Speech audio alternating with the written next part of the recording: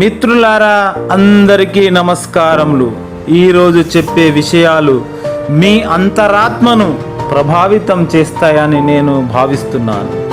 ఈ సమాజంలో మానవ సంబంధాలు కమర్షియల్ అయిపోయాయి. ఇది వాస్తవం. మీరు ఒప్పుకున్నా ఒప్పుకోకపోయినా ఇది కఠోర సత్యం. అయినా మీ అంతరాత్మను ఎప్పుడో చంపుకొని బ్రతుకుతున్నారు. ఇది కూడా వాస్తవం.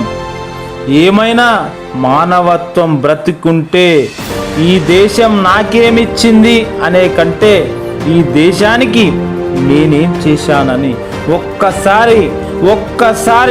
ఒక్కసారి మననం చేసుకుంటే ఓ మహావృక్షం కూలిన చోట మరో పచ్చని మొక్క నాటాలి. ఎవరైనా పేగులుగా పేనుకున్న అనుబంధాల తాళ్ళు తెగుతున్న చోట ప్రేమ ముడులు వేయాలి. ఎవరైనా మనిషి భౌతికంగానో అంతర్గతంగానో ఖండాలుగా హననమవుతున్న చోట వ్యవధి లేని దుఃఖాన్ని తులవాలి. ఎవరైనా పేదరాశి పెద్దమ్మ కథల పాల పుంతల్ని చూసే వెన్నెల కిటికీ తెరువు అసంకల్పితంగా కొట్టుకుపోతున్న అనుబంధ ఆత్మీయ సౌరభాల్ని ఒడిసి పట్టుకోవాలి. ఎవరైనా మనిషి మధ్యన అడ్డుగోడల్ని ఢీకొట్టే నేలమట్టం చేసే అశ్రుదగ్ధమైన వ్యూహాన్ని నిర్మించాలి. ఎవరైనా మతాలన్నీ మాసిపోయి మానవత్వ వెలుగుల్ని దర్శించే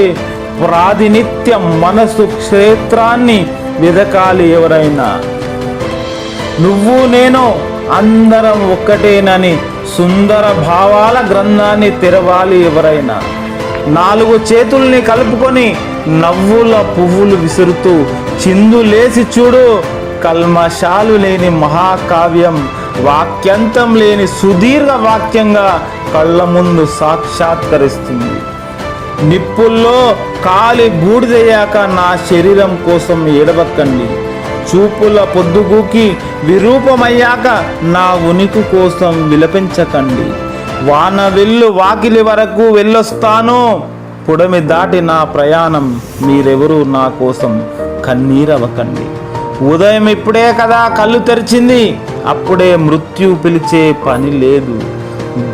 గ్రామాంతరమో దేశాంతరమో పోయినట్టు గ్రహాంతరానికి వెళ్ళినా అక్కడ మరో అవకాశం ఉంటుంది తప్ప చావు తెరలకు చోటు లేదు. నింగి పురుడు పోసుకున్నప్పటి నుండి ఏర్పడ్డ ఇంద్రధనుసులన్నీ సంలీనమైనట్టు ఒక మహావర్ణచాపాన్ని వాకిట్లో వెలిగిస్తాను.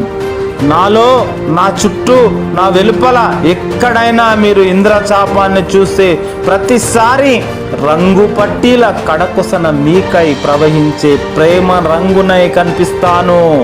నా కళ్ళల్లో విరిసే హరివిల్లు వర్ణాలన్నీ మీకు చూపెడతాను.